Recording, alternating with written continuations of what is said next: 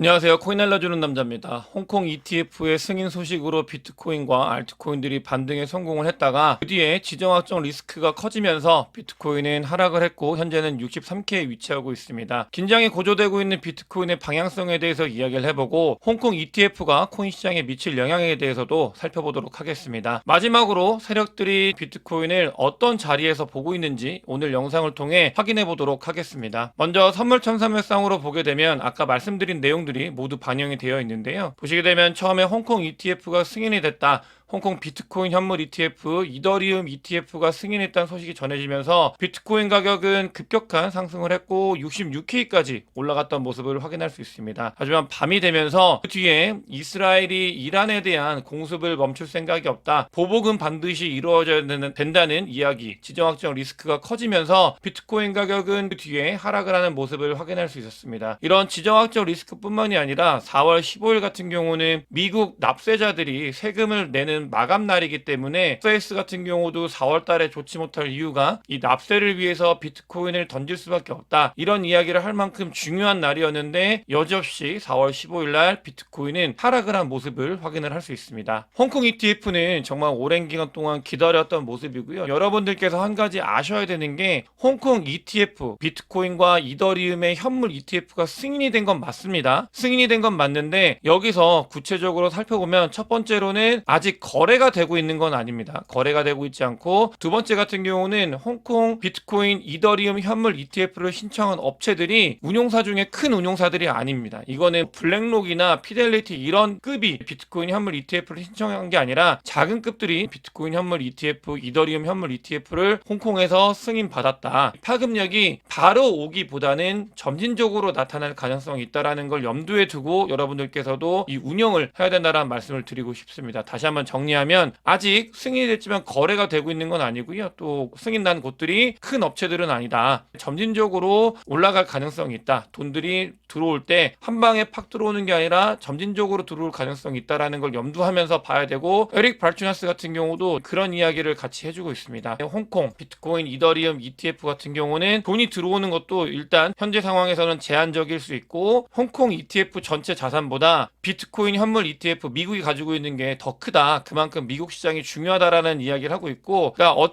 이런 느낌이 있어요. 그러니까 홍콩 ETF가 승인이 되고 거래가 되기 직전에 미국에서 의도적으로 깎아내리고 있는 모습도 보이고 있긴 한데 실질적으로 파급 효과가 점진적으로 나타날 수 있다라는 것은 맞기 때문에 이 부분을 보면서 우리가 봐야 되고, 하지만 이 모든 걸 다 뛰어넘는 건 홍콩에서도 드디어 중국 자금과 홍콩 자금이 들어올 수 있는 루트가 열렸다는 점, 이런 부분들은 엄청나게 긍정적인 부분이기 때문에 우리가 코인 시장에서 어떤 방향으로 코인 시장이 나아가고 있는지 잘 볼 수 있는 그런 하나의 현상이라고 보시면 되겠습니다. 이렇게 홍콩 ETF가 승인이 됐다는 소식이 전해지면서 코인 시장이 비트코인뿐만 아니라 알트코인들이 반등을 했었는데 그 뒤에 이스라엘에서 참지 못하고 이 지정학적 리스크가 어제 서로 극적으로 끝난 것 같아 보였지만 이스라엘 국방부 장관이 이란에 보복할 수밖에 없다라는 이야기를 전달을 하면서 공습 이런 준비를 하고 있다고 합니다. 테헤란에서도 이란에서도 이스라엘이 공격을 하면은 자기들은 원하지 않지만 방어를 위해서 더 센 보복을 할 가능성이 있다. 이런 이야기가 오고 가면서 전체적으로 지정학적 리스크가 커지면서 자산시장에 리스크를 더 많이 불러오게 됐고요. 그러면서 미국 같은 경우는 이런 지정학적 리스크뿐만이 아니라 미국에서 발표되어 있는 소비 판매가 급격하게 증가한 거, 예측치보다 더 많이 늘어난 걸 보면서 인플레이션 이런 부분들이 더 강력해지고 미국의 경기가 안녕하다라는 게 증명이 되고 이런 것들이 이어지면서 금리 인하가 더 뒤로 밀릴 가능성이 있지 않을까라는 소식이 전해지면서 미국 시장이 이렇게 좋지 못한 모습을 보였습니다. 이런 부분들이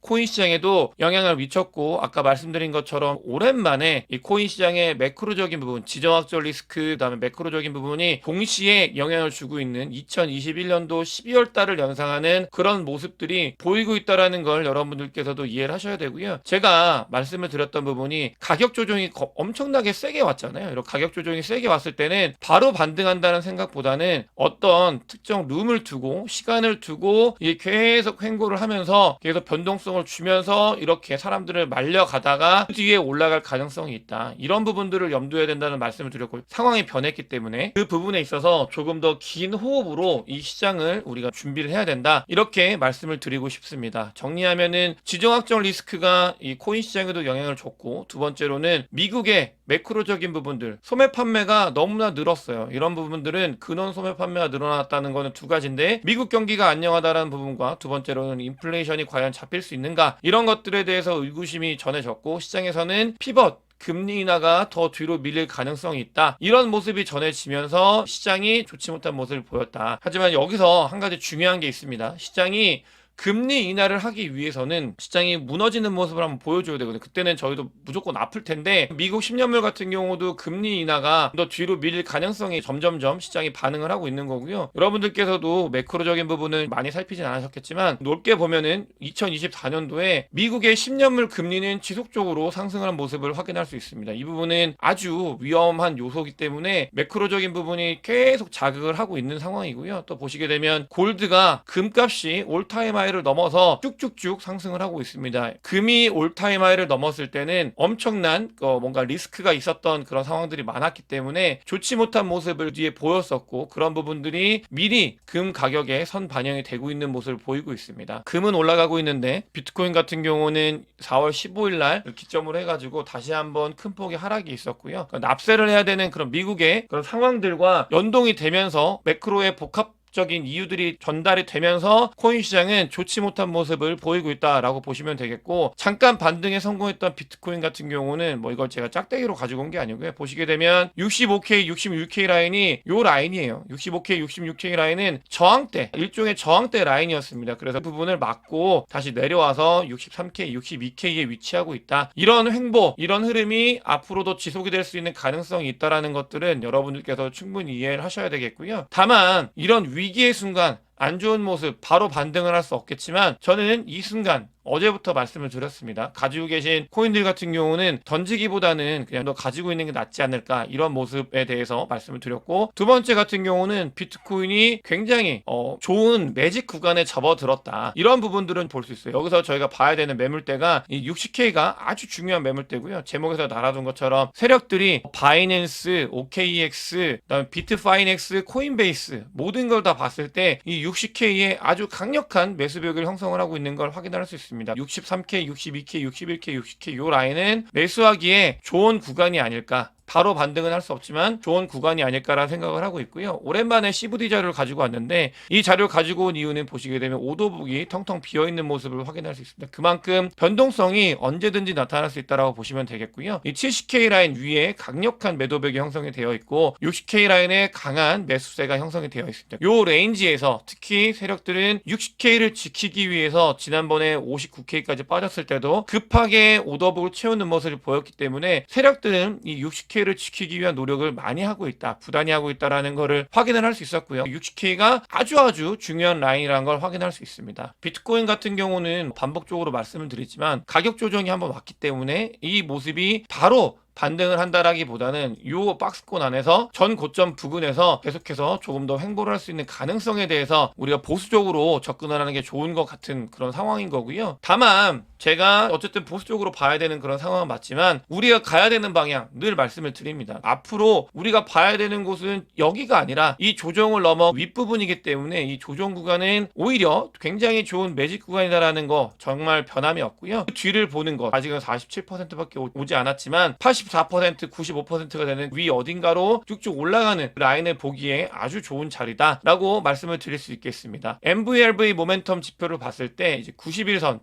이동평균선을 봐서 밑으로 아래로 내려갔을 때 보게 되면은 아주 좋은 매직 구간이었거든요. 2023년도를 봤을 때도 이 구간에 여러분들께서도 2023년도 이때로 돌아간다고 하면 비트코인 당연히 사실 거잖아요. 그러니까 온체인 데이터가 그런 이야기를 하고 있습니다. 비록 이때는 쇼터몰더 SOPR을 강력하게 밑으로 내려갔기 때문에 오랜 기간이 걸리긴 했는데, 그러니까 어찌됐든 간에 요 지표 밑으로 내려갔을 때는 좋은 매직 구간이었다. 아주 중요한 힌트가 MVRV 모멘텀 지표를 통해서 확인을 할 수 있고, 여러 가지 이야기를 했습니다. 전체적으로 보수적으로 봐야 되는 시기가 맞지만, 다만 이 시기에 매집을 용기 있게 하시는 분들이나 팔지 알고 홀딩 하시는 분들은 그 뒤에 좋은 퍼포먼스를 보였던 구간도 맞다 라고 말씀을 드리고 싶고요. 알트코인들 굉장히 힘들고 무너진 상황이지만 과거 사이클을 봤을 때 여러분들 이게 중요합니다. 과거 사이클을 봤을 때 이 축적의 존을 지나고 나서 굉장히 환희에 차 있는 구간이 있었죠. 마찬가지고 요 구간이 있고 나서 이 버튼 라인을 언제나 찍고 올라갔었다. 버튼 라인을 찍고 그 뒤에 더 큰 환희가 있었다라는 걸 여러분들께서도 잊으시면 안 됩니다. 알트코인 같은 경우는 이 부분이 반드시 있는 조정이었다. 그러니까 건강한 조정이고 사람들을 공포에 많이 털어냈던 그런 조정들이 2020년도 사이클에도 있었고 2016년도 사이클에도 있었다. 이런 조정은 필연적이고요. 이 조정을 보시게 되면 한 번에 끝나고 바로 올라간 케이스는 없습니다. 조정이 길어졌던 모습을 늘 보이기 때문에 당분간은 이 안에서 왔다 갔다 할 수 있는 그런 상황이다라는 걸 충분히 인지하셨으면 좋겠습니다. 그러면서 비트코인 현물 ETF, 비트코인의 펀더멘탈이 문제가 있는가를 살펴보는 지표 중에 블랙록의 비트코인 현물 ETF의 순유입이 64일째 이어지고 있습니다. 피델리티 같은 경우는 안타깝게도 지난 금요일날 순유입량이 0이어서 피델리티는 63일에서 멈췄지만 블랙록 같은 경우는 비트코인 현물 ETF에 유입되는 양이 지속적으로 64일 동안 앞으로도 계속해서 들어올 가능성이 있고요. 국가적으로는 홍콩 비트코인, 홍콩 이더리움 ETF 이외에 독일에서 연방은행 중에 가장 큰 은행이라고 해요. 수탁 서비스를 진행을 한다고 합니다. 이 말은 패턴이죠. 여러분들 수탁 서비스라는 거는 미국에서 수탁 서비스가 진행이 됐을 때 아주 오래전에 제가 여러분들께 미국은 비트코인 현물 ETF를 할 수밖에 없고